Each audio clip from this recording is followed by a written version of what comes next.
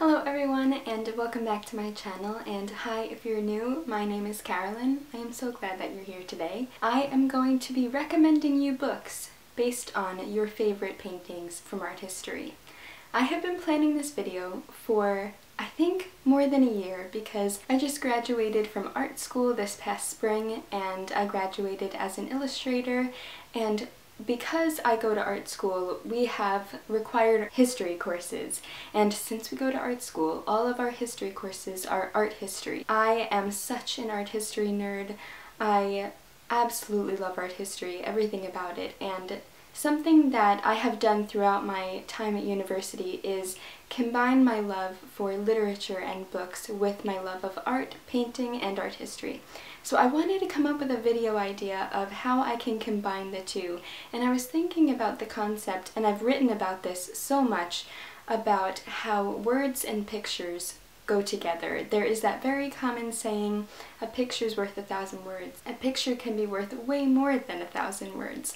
So here are the words, these 1,000+ words that are worth each picture for each painting. I asked on my Instagram for your favorite art history paintings, and I decided to pick the ones that were most popular, so I went from the least popular to the most popular. I have 10 paintings that I have at least one, I think up to 3 books recommendations for each painting, and I can't wait to go through them and talk about the paintings a bit, and also how I think if you like that painting, then you'll love these books. So without further ado, I am going to start from number 10, which was the least popular but still quite popular, and also up until number 1, which was the most loved painting that I got on my Instagram responses. So I can't wait to tell you about these books, and hopefully you will get a recommendation. If I didn't get to your painting and you like this video idea, I would love to do a part 2. If you want to, comment down below your favorite paintings, and then maybe it will be in a part 2 of this video. So I'm just going to start with number 10. Number 10 was Anything by Caravaggio. I love Caravaggio, so I'm so glad that you guys also love him as well. And I was looking through all of his paintings, and he has very common themes of darkness and brutality and death and pain, and he has a very specific style of his painting, his brushwork, the way that he composes an image, the way that he uses darks and lights. I was trying to figure out what books capture the atmosphere of his paintings. Now, the one book that I thought would be perfect if you love Caravaggio is Ovid's Metamorphoses.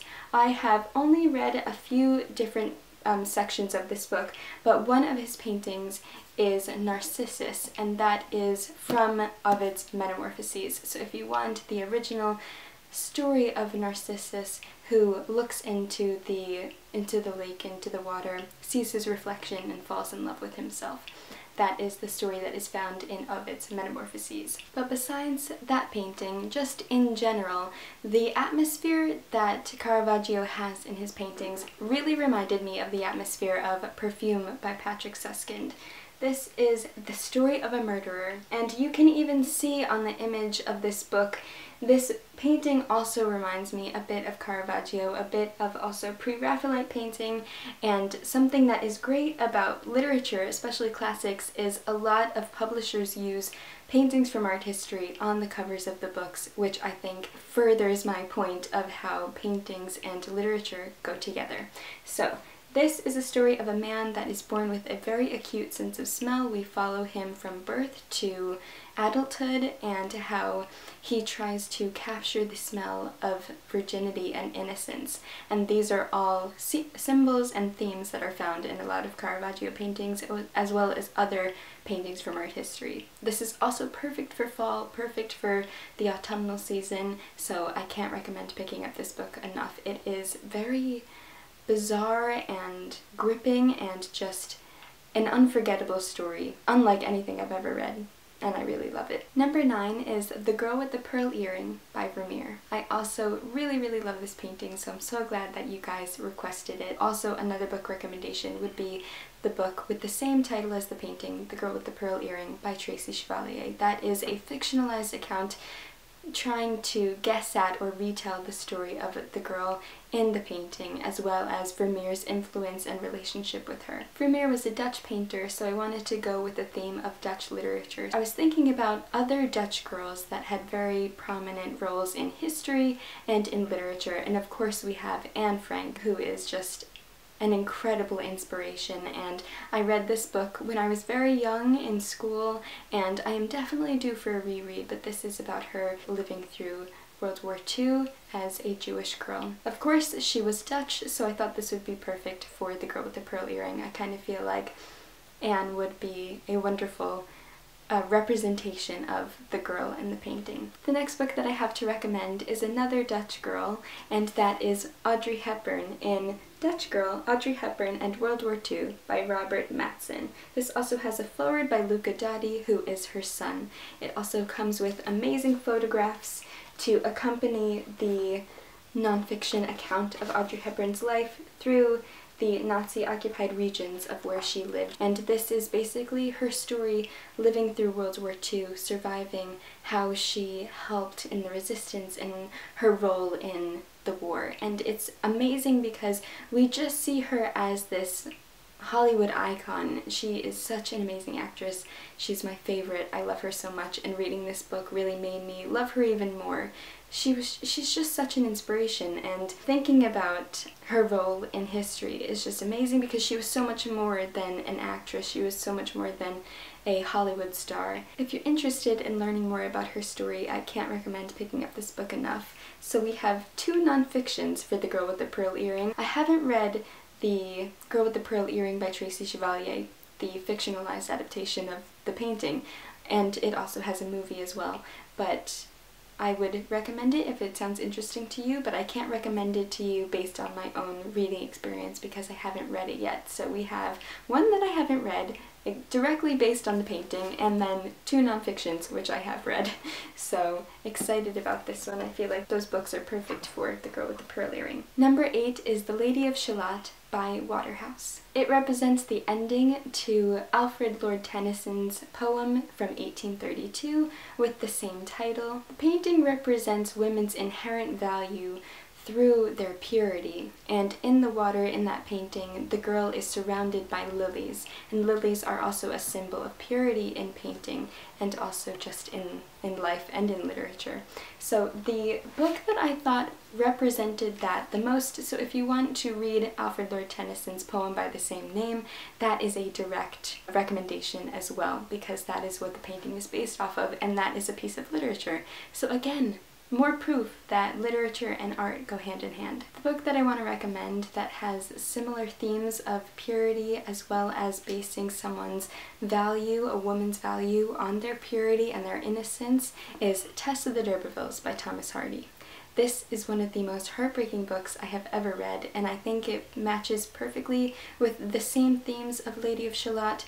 It also has a very beautiful descriptive setting, which I think mirrors the gorgeous imagery in the painting. This is a story about Tess who, through different events, she grapples with her purity and how other people perceive her purity, and if she can be loved for the actions that she had no control over that have happened to her. I don't want to give too much away, but I feel like this book captures so many themes that are reflected in the painting as well, so I can't recommend this book enough. Thomas Hardy is an amazing writer, and this is just one of my favorites. The next painting, number 7, is another one of my personal favorites. You guys are asking for all of these painting recommendations, and I'm loving it because they are all some of my favorites, so I was so excited to try and match them with books. So number 7 is The Kiss by Gustav Klimt. I love Klimt. I actually had the opportunity to go to the New Gallery in New York City for one of my art history classes, and I got to see the portrait of Adele, also known as the Woman in Gold, and anyway, that was an amazing experience. But this one is The Kiss. Of course, The Kiss. I love The Kiss. I actually have a bookmark of The Kiss painting. And the books that I want to recommend based on The Kiss, the number 1 choice is A Midsummer Night's Dream by Shakespeare.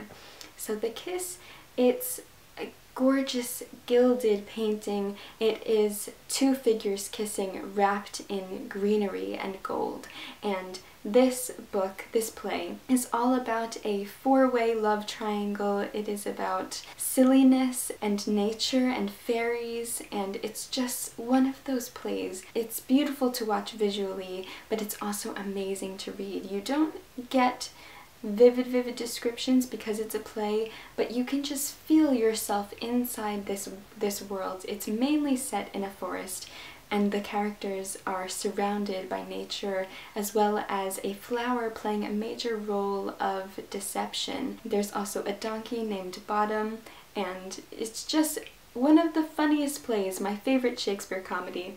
And the atmosphere, you can even kind of tell the painting that they chose on this cover. It has a very similar atmosphere, I think, to The Kiss. It also deals with mainly love and passion and couplehood, so I thought it would be perfect for The Kiss. The next book that I want to recommend is a very popular contemporary novel, and that is Normal People by Sally Rooney. Why did I pick Normal People for The Kiss by Gustav Klimt?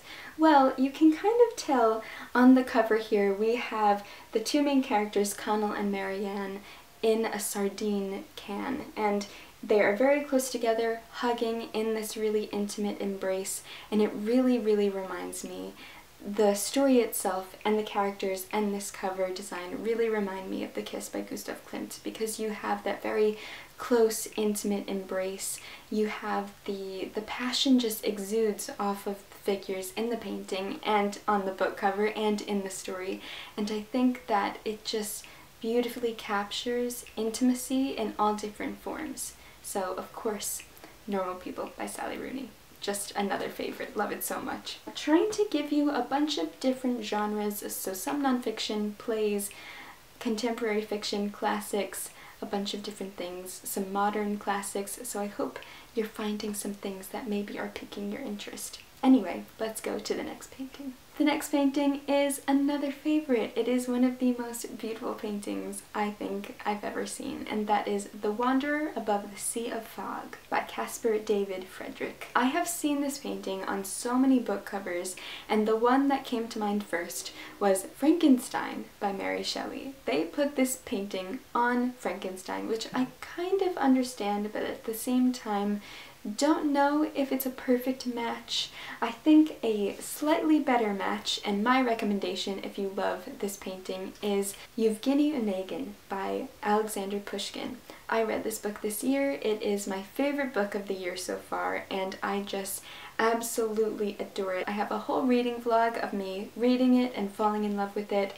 Why am I recommending this book? Well, I can't help but base it on the visuals that are captured in the story as well as in the film Onegin, and that has Ralph Fiennes in it, and of course the beautiful Liv Tyler and a gorgeous cast of characters. And there is this one scene in the film, and of course it's based on a scene in the book, where I don't want to spoil anything, but there's this scene and it is just covered in fog, the entire setting, and just the emotion, the colors that they used in that scene when filming, all of it reminded me so much of The Wanderer Above the Sea of Fog. The Wanderer Above the Sea of Fog, I think it's about setting, it is also about mood and atmosphere and the fog and the mountains themselves, and how that surrounding influences how you think the wanderer feels. And The Wanderer really reminded me of Yevgeny when I was thinking about the wanderer as a person trying to find a character that I think captured the figure perfectly. Yevgeny was the first person that came to mind, and I just can't recommend this book enough. This book is about love and deception and friendship and loyalty and Russian society as a whole, and how society influences people, and country versus city. It's so much. It's about two friends and two sisters and their relationships with one another, and it is absolutely gorgeous, and I just literally love this book with every fiber of my being. It is a story in verse, I should say, so it is a poetic book. It is written in rhyme and a meter in Pushkin stanzas, so it is just gorgeous. The words perfectly match the beauty of the painting. I think it perfectly matches Wanderer Above the Sea of Fog, so if you love that painting, please read this book. We have now reached the top 5 paintings. I'm so excited to talk about these books and also these paintings. Number 5 is The Swing, and I am totally going to butcher the French pronunciation of the artist's name, but it is Jean-Henri Fragonard. This painting I loved learning about in my art history classes because the class that I was taking, my professor was hilarious, and I remember our lecture and the way that he was explaining what was happening in the painting. So this painting is a French painting. We have the main figure in the center, the female that is on the swing. She is wearing this beautiful French gown, and behind her, if you can see in the shadows, there is actually a man holding on to 2 strings that are attached to the swing. So she is swinging on this swing, but every time she goes out, she is pulled back in by this man. This man is supposed to represent her husband. Now, if you look in front of her, on the ground, laying right out in front of her, holding out his hand to her, we have a much younger looking, strapping young man. And this is supposed to represent her lover. So we have this woman on a swing, which also, a little side note, is at that time in France, a lot of women didn't wear undergarments. So she is swinging out her legs, kicking her shoe off for her lover, while her husband is sitting in the shadows with a smile on his face, pulling her back with the 2 ropes. So there is, of course, this huge theme of infidelity. We also have 2 cherubs, a sculpture of 2 cherubs in the back, which also represent couplehood and babies and reproduction and sex, and it's just, this painting exudes sex, and it is so just, I find it hilarious. I mean, it's horrible that this woman, of course, is cheating on her husband. Poor guy, he's just smiling back in the shadows, trying to pull back his wife. But it also, you can kind of tell that the strings that are attached to her are the strings of society. What themes, what book is reminding you of what is happening in this painting? If you said Anna Karenina, you are correct. Basically, the story that is taking place in this painting is the story that is taking place in Anna Karenina. Not so much in one of the main characters, but in the other main character, the title main character, Anna Karenina, that is basically the plot of her story. We do have another main character, Levin, and his relationship with agriculture, society, faith, the woman that he loves, and his family, but what I see so much is Anna's story in the painting of The Swing. The Swing is a French story, this is a Russian story, but I do feel like you couldn't get any more accurate with the themes that are taking place and the story that is taking place and the narrative that is taking place in The Swing that is also taking place in Anna Karenina. So, can't recommend my favorite book on the face of the earth enough. It is just the best book ever written. I love it so much. I just will never shut up about this book, and I think it perfectly matches The Swing. Like, no other book will match that painting more than this one. I do have another one, though, that is French that I haven't read yet, but it also shares similar themes. Of course, I can't recommend it wholeheartedly because I haven't read it yet, but I am slightly ashamed that I haven't read it, and it was great inspiration for Leo Tolstoy when writing Anna Karenina, and that is Madame Bovary by Gustave Flaubert. So I can't recommend this book too much because I haven't read it yet, but I will hopefully be reading it soon, and I do know it is French, so it of course matches the French painting, and it does share similar themes, so also Madame Bovary. Number 4 is Nighthawks by Edward Hopper. I also am a huge Edward Hopper fan. His paintings are perfect examples of capturing just snippets of everyday life. A lot of his paintings capture beautifully solitude, solitary, small moments that just are full of emotion, but they're very quiet at the same time. So the book that I thought is a perfect example of the feelings that are evoked in Nighthawks is A Movable Feast by Ernest Hemingway. The setting of Nighthawks, the place that is captured in the painting, is a diner, and I thought that it would be perfect, and also the time period around the same time would perfectly match A Movable Feast by Ernest Hemingway. This is a nonfiction about Ernest Hemingway's life in 1920s Paris and his relationships with other artists. And so some artists are found in this book, like Pablo Picasso, for instance, and many other artists and writers and creatives that were living in Paris in the 1920s. And it is just beautifully captured in this book. A lot of moments where Hemingway is just talking about his own personal experiences and kind of looking out into the world and seeing his surroundings, and I feel like it perfectly matches those solitary feelings that are evoked when you look at an Edward Hopper painting. So can't recommend this book enough as well. It is another favorite. This is also the restored edition, so it does come with beautiful photographs. So we have some scenes of Hemingway in Paris. This is also him with Sylvia Beach, who is the original owner of Shakespeare and Company, which he frequented quite a lot.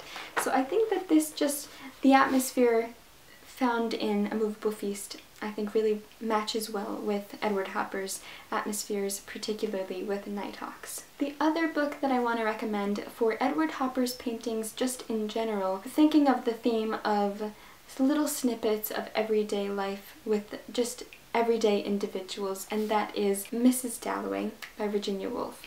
Mrs. Dalloway is mainly about Mrs. Dalloway. It takes place on just one whole day, but we get different scenes of different characters. They all kind of blend together.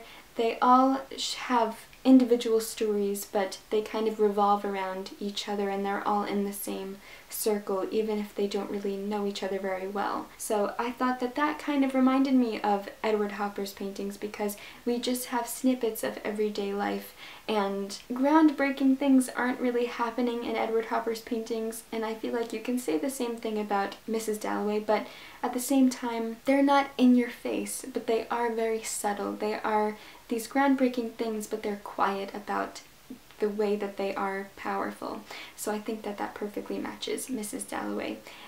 My favorite character is Septimus Warren Smith. I love him so much, and I just always have to give him a shout out whenever I talk about this book. Alright, we now have the top three. Number 3 is Woman with a Parasol by Claude Monet. That is another one of my top favorite paintings. I do want to shout out a scene from the film adaptation of Anna Karenina, which is this. It just reminds me so much of A Woman with a Parasol. The story and the feeling captured in the painting, I think, matches a little bit better with 2 other books written by the same author. The first one is Howard's End by E.M. Forster. Now we have umbrellas all over the cover of this book. They aren't technically parasols, but they are almost the same exact thing. This is really mainly about this family called the Wilcoxes, as well as another family called the Schlegels, and also a man and a woman named the Basts. And they all have very different stations in society. The Basts are quite poor, the Schlegels are middle class but a bit more wealthy, higher middle class, and then we have the Wilcoxes, which are quite a wealthy family, and their interactions with one another, as well as their places in society and how that influences all of their stories. Why are there umbrellas on the cover? It's because umbrellas do play a role in the events that take place in the story. It's kind of a catalyst to other things happening. So without an umbrella, some of the events of the book would never have happened. Can you imagine an umbrella having such a role in a person's life?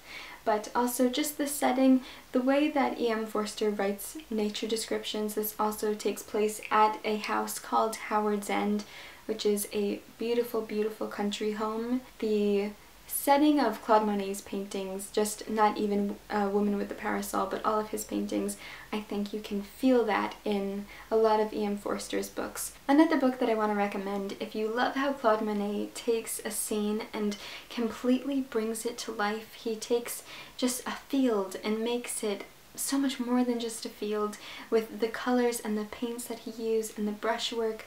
E.M. Forster does the same things, but he does it with words, and that is A Room with a View. A Room with a View has some of the most beautiful descriptions I've ever read, and for such a short book, it has such a beautiful story. This is about a main character named Lucy Honeychurch, who is British, but she is on a holiday with her cousin Charlotte, as Charlotte is really her chaperone. We are also in Edwardian England, the same thing with Howard's End, and she takes a trip to Florence, and it's about the people that she meets in Florence on her trip and how they eventually play a very major role in her life in the future. It's also about society, it's also about class, it is also just about love and family and friendship, and it is gorgeous, and I can't recommend it enough. This is a recommendations video, so I keep saying I can't recommend this book enough, but it is true, which is why they're in this video. So yes, if you love Claude Monet, you will love E.M. Forster. Hopefully. I hope you do.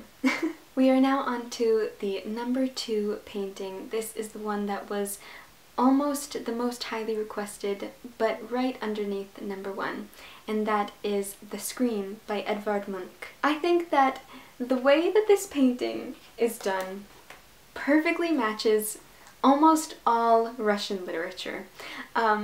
It's about the anxiety that the figure has of the human condition, and it is just about anxiety of, it basically just captures anxiety pretty much. It also captures just emotion in its most raw and vivid form. We have these colors that express really conflicting emotions. They are uneasy when you look at it, and you just feel, I feel anxious when I see this painting, but it's also incredibly beautiful. And I think that the perfect book to go with this painting is Notes from Underground by Fyodor Dostoevsky. This book is all about dealing with the human condition and also evaluating your life, so much so that you kind of drive yourself underground. And it's just, if you like that painting and you're interested in how those thoughts that are happening unsaid in the painting, they are spoken about in this book. I recently read it and I have a whole reading vlog on it, so if you want to hear me talk a little bit more about it, then definitely watch that. The second that I saw people requesting this painting and saying that it was their favorite, I was like, oh my gosh, they must read Notes from Underground then. Feelings of feeling really, really anxious about being a human and what that comes with, and kind of asking yourself these really huge unanswerable questions about your life and how you're supposed to be living it, and how other people influence your life. So can't recommend Notes from Underground enough, especially if you love The Scream. Alright, we are at number 1, finally. If you have made it this far, thank you so much for sticking around. And this is the most beloved painting that you guys told me was your favorite painting. Number 1 is, of course, the infamous Starry Night by Vincent van Gogh. I love Starry Night. Who doesn't love Starry Night? It is just, oh my gosh, so many people answered my request to what is your favorite painting, and they were like, not to be basic, but Starry Night. That was everybody's response. It was so funny. And I agree, I love Starry Night. It is one of the most gorgeous paintings, and I think what's fascinating about that painting is the history behind it and the way that Van Gogh lived his life to the point where when he made that painting, what kind of mental state was he at? So if you want to learn more about Vincent van Gogh, I have 2 books to recommend you. The first book that I have to recommend is perfect if you are looking to learn more about Van Gogh's life and also the people that he interacted with. If you want to learn more about the man behind the paintings, that is Vincent and Theo, the Van Gogh Brothers by Deborah Heligman. This is a non-fiction all about Van Gogh's life, but it is not only about Vincent van Gogh, it is also about his brother Theo, and they had this really, really special close bond as brothers. And if you just want to learn more about them and you're interested in the paintings, of course you can see his brushwork from Starry Night is also taking place and is found in this painting, in the book cover, and that is Theo's hat in the painting of Theo. This is of course Vincent's hat in his self-portraits. So if you love Starry Night, I can't recommend learning a bit more about Vincent van Gogh through this amazing nonfiction. But I might have an even better book if you want to hear from Van Gogh himself, and that is The Letters of Vincent van Gogh. You don't have to hear it from a third party, you can hear it from Vincent himself in this collection of his letters. This is from Penguin Classics. Of course we have his very, very beautiful self-portrait in front of the canvas. The cover is Detail from Self-Portrait in front of an Easel from 1888, and this is actually from the museum, the Van Gogh Museum in Amsterdam. I feel like my voice is getting a little crackly because I've been talking so much. Oh, it has the paintings. I just looked down and saw this. I didn't even realize this was on there. Oh, my voice. This says, Vincent painted this pair in 1887, a self-portrait while wearing Theo's grey felt hat left, and a portrait of Theo. Oh! I didn't even realize that! Oh my gosh, so this is Vincent and that is Theo. Okay, so it is Vincent wearing Theo's hat and Theo wearing Vincent's hat on the right. I didn't even know that. So Theo's portrait is the only one Vincent is known to have ever painted of his brother. That's amazing. Learning new things even while I film videos. How wonderful is that? So what I was talking about was that there are some letters that Deborah Heligman has taken from Vincent van Gogh's actual letters and has put in this nonfiction. So if you don't want to read all of Vincent van Gogh's letters, you can find them in this book as well. So I haven't actually read the entirety of his letters, but I have read a few of them that were written and transcribed into Vincent and Theo by Deborah Heligman. Love Van Gogh, love learning about him. That's one of my favorite things about reading and art history, is just reading about the artists that have painted my favorite paintings. I do have one fiction. This is the last book that I have to recommend you if you love Starry Night and Van Gogh, but in particular if you love Van Gogh's Sunflowers, and that is Tin Man by Sarah Winman.